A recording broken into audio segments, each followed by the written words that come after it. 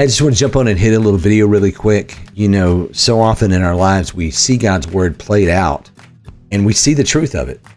But there's some verses you don't always see happen right before your eyes. And there's one I wanted to encourage you to, because this is a really hard verse to trust. And sometimes we don't get to see the end of it, but I want to encourage you that God is always right in the way he tells us to do things. And the verse is Romans 12:18 says, if possible, so far as it depends on you, be at peace with all men. Now that's hard because sometimes people don't like us and sometimes people really are frustrated with us. And Proverbs 16:7 says, but when a man's ways are pleasing to the Lord, he makes even his enemies be at peace with him. I actually saw this verse played out correctly.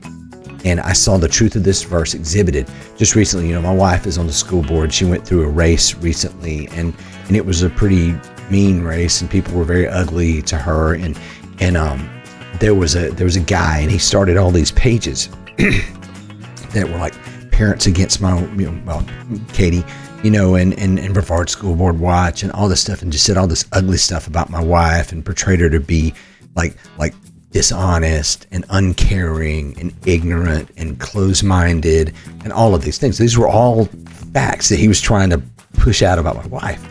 Now see, I wanted to bust this guy. I wanted to slam him. I wanted to call him out. I wanted to put him out in front of everybody. Katie was like, no, we're not going to do that. We're going to honor the Lord in the way that we treat, and we're going to treat people with kindness. And you know what? We're going to ignore the ugly stuff and just keep on going. She won, of course, last fall, and it didn't work. But then, all of a sudden, at the school board meeting the other night, I heard this from that very man. If you need an example of a true conservative, please look to your left and learn from Mrs. Campbell, a true conservative who at least backs up her arguments with data and facts and empathy. She would never demand one of her electorate or students to leave this county if they don't like it. You would be wise to learn from her example. There you go. Trust the Lord. Here endeth the lesson.